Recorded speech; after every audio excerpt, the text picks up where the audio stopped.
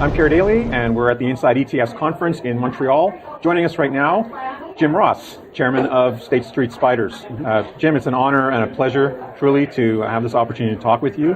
One of the original co-founders of the very first ETF ever. Appreciate that. But technically the first ETF was launched here in Canada by the Toronto Stock Exchange. So SPY was the second on that list. But I was involved in the launch of that, and it was great. As well? Yeah. Wow. Well, it's great to have you here. Earlier today, you gave the keynote here at Inside ETFs. We'd love to hear your perspective on the future of the business. So sure, I was actually very happy to be up here to be able to give that keynote, be interviewed by Matt Hogan, which was always interesting. Great guy. But a lot of fun, especially with this rapid fire questions. But candidly, I think the focus of my coming up here is really to talk about what we're seeing in the ETF market globally, how we continue to see growth, how this market is similar in many ways, but different in many ways. And we're seeing some leading edge innovation here in Canada because of some of the ability to do things differently. And I think as we look at the global growth, we continue to see strong trends for ETF growth around the globe. Well, I think the movement towards transparency and commoditization of the market is certainly a substantial movement. It's growing very quickly. What are your thoughts on the development of active ETFs? So a couple of things. One, we're seeing the active ETF market develop here in Canada very strongly. We're still looking at regulatory changes potentially in the U.S. that would help to facilitate more growth there. We have launched active fixed income ETFs with partners in the U.S., both in Double Line and GSO Blackstone. So I think we intervene. So we see a lot of potential growth there. I think it's a question of, do the buyer of the ETF want to try and get to an active outcome through the ETF, or they want to package passive ETF together to get to what is the true active outcome for their portfolio, whether that's for their retirement portfolio or saving money to buy a house or a boat. So, Jim, do you see would you say that there's a great deal of potential for active versus passive, or is this really a market where we're going to see a much stronger push towards, for example, factor-based strategies or index-based strategies? Is the idea of active ETFs versus passive, or active versus are you on any sort of side on that issue? So I don't think the debate makes sense, because it's really not about active versus passive. ETFs are an index vehicle, right? Primarily, so index underlying. But the users of the ETF are using them in very active ways. So it's not like they're sitting and saying, I'm going to buy this one ETF and hold it, that's all I need. How do I put this together? How do I tactically or strategically change that allocation over time to help meet my needs?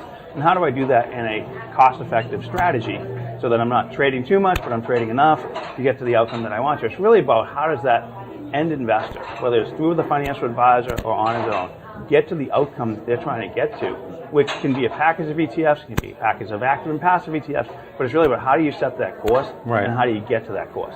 Yeah, so this idea of set it and forget it isn't really, it's not really it's a kind of a false concept. It's not the proper perspective to look at. Not the proper perspective. Right? These are tools. I think they're tools. I think there's, in some cases, you can make the case, hey, I'm going to buy these 5 ETFs and I'm going to be good for the next 10 years because I don't see my risk profile changing.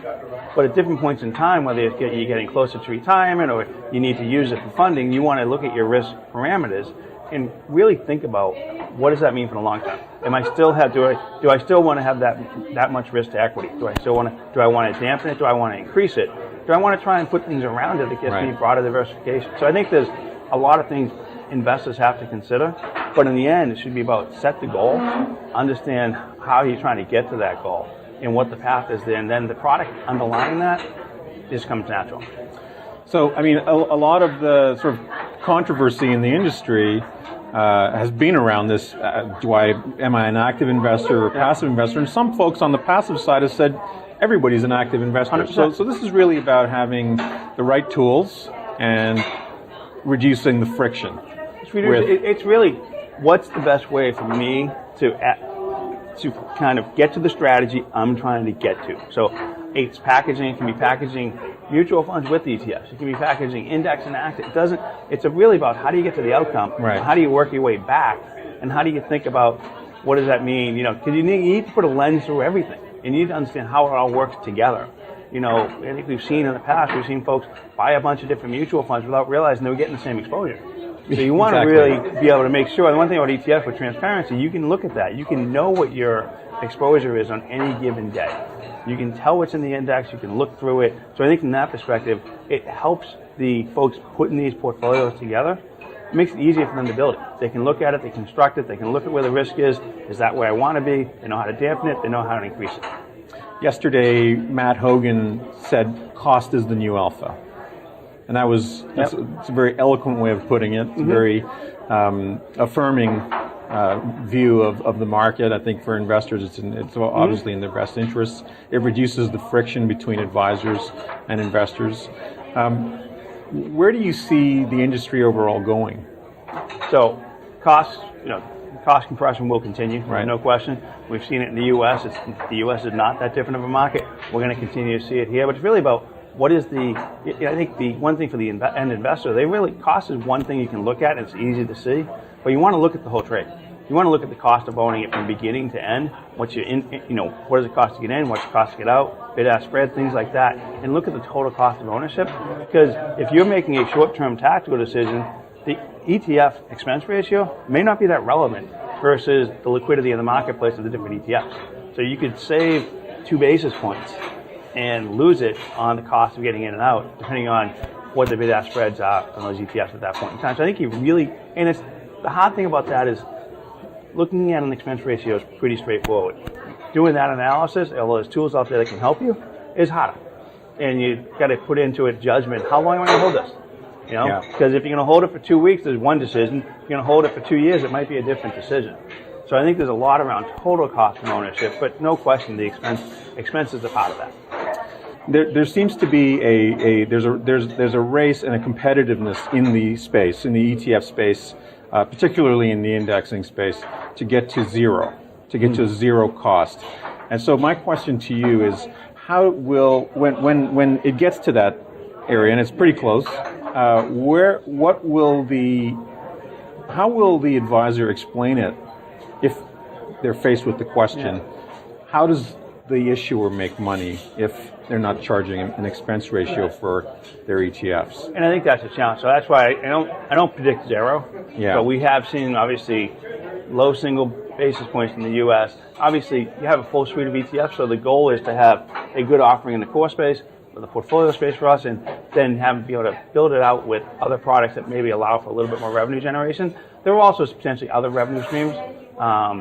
If you're participating in the second lending side, there might be some revenue there. Right. But honestly, I think you're going to get to a point where it's really tough, and it's going to get to a point where a basis point different might not be the right decision point for that advisor and that investor. It's really about building well-constructed portfolios and getting those diversified. And is branding also an issue? I don't know if branding as much is an issue, because I see folks that are relatively new being able to succeed, especially in this marketplace. I think it's more about education and making sure you have the right education points out for clients and making sure that they can educate their end investors so that is aligned. Yeah, in my case, my view, the advisor and the end investor should always be aligned. But I think one of the things we need to do a better job as an industry, and this is the global ETF industry, is on how we best educate both of those consumers of our products. Now, there's been a proliferation of new issuers coming to market, in some cases with similar products to what already exists.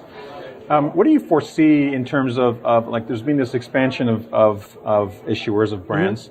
What do you see in terms of the future for, it's a little overwhelming for advisors in terms of having too much to select from, too many brands to choose from, too many funds to choose or ETFs to choose from. What do you foresee as the future of the business in that respect? It's a couple of things, and we've seen some of this trend happen in the U.S., so I think it's normal growth of a business. We're going to see more folks want to come in. Some will succeed because they have a good product and they're able to explain it and convince the advisor that they should be using the product. Some will not because they don't have that same mechanism. They don't have the ability to market it. They don't have they don't have the investment. So, candidly, from a kind of my view of the marketplace, everyone should have the abilities. Everyone should be able to come and bring their best ideas and want to try and deliver it through an ETF. They do need a good strategy. They do need a good business plan. They need to know how they're going to get the first, let's call it $50 million in assets, because my view is if you don't have that plan, you're probably not going to succeed. And we've seen folks come and go in the U.S. It's not an unheard of thing. Right. They try different things, whether it's the concept's bad or they don't have the the backing to support the distribution side of it.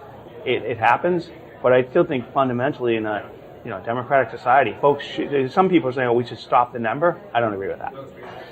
Jim, it's an honor and pleasure to meet you here at the Inside ETFs conference. Thank you very much. Yeah, thank you.